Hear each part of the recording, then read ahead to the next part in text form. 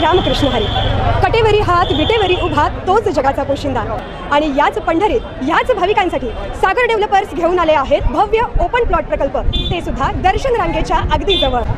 इथे पाठीमागे आहे दर्शन बारी. नगरपालिका हद्दीतील नियोजित आराखड्यातील 50 फूट डीपी रोड. संपूर्ण प्रोजेक्टमध्ये अंतर्गत street lights, plot demarcation, plantation आणि प्रत्येक प्लॉटला स्वतंत्र नळ कनेक्शन. संपूर्ण प्रोजेक्टला तारेचे कंपाऊंड, ज्येष्ठ नागरिकांना बसण्यासाठी बेंचेस. चला तर मग आत्ताच बुक करा मठासाठी किंवा आपल्या हक्काच्या घरासाठी आपल्या हक्काचा प्लॉट, तेही अगदी माफक दरात. भारतीय सैन्यात क्लार्क असणाऱ्या कपिलनं धुळ्यात आपल्या पत्नीला कीटकनाशकाचं इंजेक्शन देऊन जीवे ठार मारल्याची खळबळजनक घटना घडली आहे. प्रारंभी हा मृत्यू आकस्मिक भासवण्याचा प्रयत्न करण्यात आला, परंतु या घटनेची सत्यता जेव्हा समोर आली तेव्हा सारेच जण हादरलेत. अनैतिक संबंधात पत्नी अडसर ठरत असल्यानंच हैवान पतीनं तिचा खून केल्याचं निष्पन्न झालं. पोलिसांनी शारदा पूजा बागुलचा मारेकरी पती कपिल याच्यासह त्याची प्रेयसी आणि आई बहीण अशा 4 जणांना अटक केली आहे. वलवाडीतील कपिल बागुल याची पत्नी शारदा बागुल हिचा संशयास्पद मृत्यू झाल्यानं तिच्या नातलगांनी खुनाचा आरोप केला होता. त्यानुसार पोलिसांनी संशयितांना ताब्यात घेऊन शारदाचा मृतदेह उत्तरीय तपासणीसाठी या ठिकाणी हिरे रुग्णालयात पाठवला होता.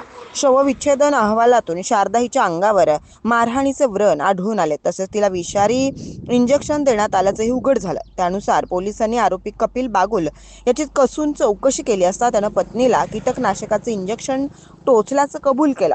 शारदाला जीवानिशी संपवण्यासाठी कपिलनं तिच्या हातावर बळजबरीनं कीटकनाशकाचं इंजेक्शन दिलं. इंजेक्शन टोचता शारदा अक्षरशः तडफडू लागली. तिच्या तोंडातून फेस येत होता. तिची ही असह्य अवस्था कपिल 1.5 तास बघत होता.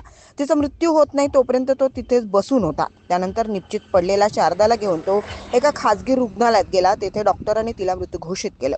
आपलं बिंग फुटेल या भीतीनं कपिलनं घाईघाईत शारदावर अंत्यसंस्कार करण्याचा प्रयत्न केला, परंतु शारदाच्या नातलगांनी थेट पोलिसात तक्रार केल्यानं कपिलचा डाव उधळला गेला.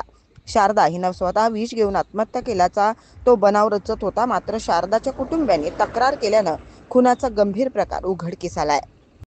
ताज्या घडामोडी पाहण्यासाठी आमच्या YouTube चॅनलवरील PVR म्हणजेच पंढरी वार्ता या न्यूजला सबस्क्राईब करा आणि शेजारील बेल आयकॉनवर क्लिक करा.